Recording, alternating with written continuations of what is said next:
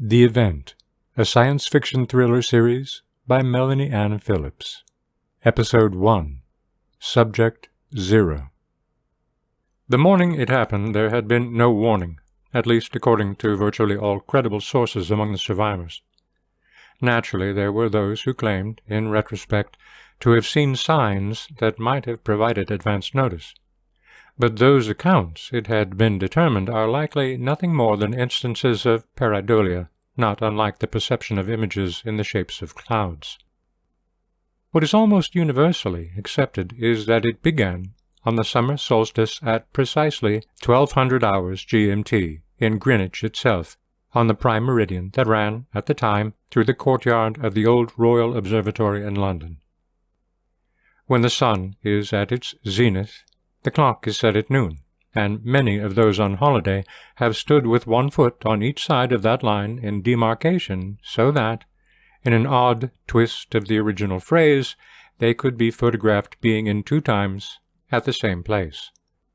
Multiple witnesses have confirmed that a tourist, his name is not known, so we shall refer to him as Subject 0, was straddling the two-tone steel ribbon embedded in the cobblestones that denote longitude 000, and it was, at that exact moment, when our star reached the apogee of its arc across the sky, that it occurred. Just before, all was as normal as it can be at an English destination, and in the next instant everything changed. Subject Zero's sister, who was standing in the previous hour, snapped a commemorative picture, then stared at the frozen image on her screen, unable to process what she saw there.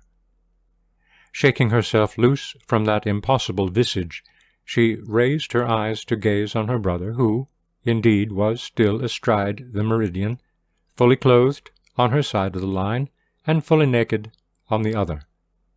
It appeared as if he was wearing half a suit of clothes, severed vertically down the middle.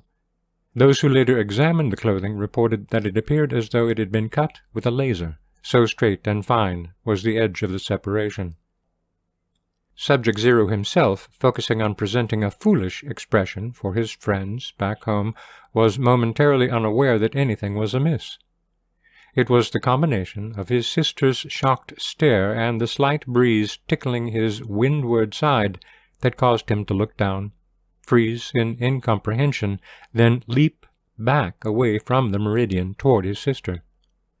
Jostled by his movement, the clothes on his leeward side fell off, leaving him fully exposed, but also offering the first indication that, other than his pride, Subject Zero was unharmed.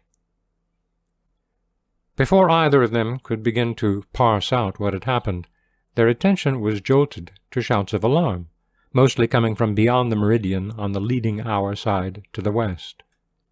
There, the scene was an experiment in chaos. Everyone, as far as the eye could see, was completely naked, looking frantically around in terror and beginning to run toward the trailing hour side where everyone was still clothed, except, of course, for Subject Zero. Those that crossed the line did not regain their clothing, and those that ran across to help the others lost theirs, as well as their purses, wallets, cameras, phones, jewelry, tattoos, dental work, and breast implants. In short, any material object that had been fashioned by the hand of man had simply ceased to exist. There were cries of shock from some and cries of fear from others, though strangely no immediate expressions of pain. Perhaps the most unfortunate of the lot was the chief gardener for the observatory grounds, who ran across the event plane to assist those in need and almost instantly dropped dead on the spot from an apparent heart attack. It was later confirmed that his pacemaker had simply vanished from his chest as he passed into the affected area. Now, how this was determined will be addressed in the appendices to this report. For now, we must consider even more momentous diversions from the norm.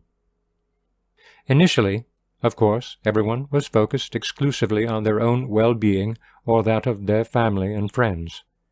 There were, however, a few independent and/or lonely souls who had come to the grounds by themselves.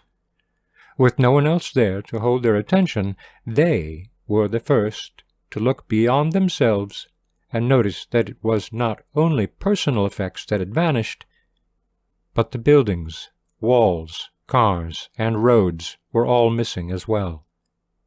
There was little time to speculate, however, as those who had already recovered their wits were on the move en masse on both sides of the meridian. The terrified throngs on the event side of the line rushed forward like stampeding cattle, seeking refuge among those whom they could see on the trailing side who were still in the world as it always had been. They were almost mindlessly driven to seek protection or a reconnection with their kin who were frantically waving them on, or, for those who were more forward-looking, by the concern that whatever had happened was just the beginning of something even worse. Regardless of their motivations, they charged forward, but, with the pavement missing as well as their shoes, many of them fell in front of the frenzied crowd as they stepped on sharp rocks, or tripped on stones, or hobbled themselves in gopher and mole-holes that had lain under the road unseen. As they fell, they were overrun by the mob behind them, and in short order the multitude was swarming over the growing human breakwater, to the horror of those whose loved ones were near the bottom of the writhing heap. Those on the normal side now saw the tsunami of humanity press forward. The first to project the likely outcome began to back away from the line, then turned and ran toward their cars, which had been parked in the overflow lot, mostly. Attracted by the commotion around them, others made the connection as well, and soon there was a second wave also crashing over anyone who fell before them, no longer considering themselves more fortunate than the terrified souls in the oncoming crush of naked bodies behind them. At some point, the slowest of the clothed were overcome by the fastest of the naked. Those with tendencies towards hypochondria worried that the afflicted might be contagious and tried to beat them back with cameras, purses, and all the other accessories they possessed that might be repurposed as weapons against those who had lost theirs. Those struggling against the flow to reach those dear to their hearts were picked up by the leading edge of the wave and pressed backwards against the prime meridian building, a museum designed to be bisected by the line, and, as the swirl of humanity circled round it like water in a river encountering a boulder, those terrified souls eddied past the side to discover the edifice had been severed along its midpoint, leaving nothing on the leading side but a footprint in the soil where it had once stood. In an office on the second floor of the unaffected part of the building, an administrator had been gazing out toward the meridian when the event occurred. He had turned away in disbelief, shaken his head, then returned his gaze to discover that everything was still missing.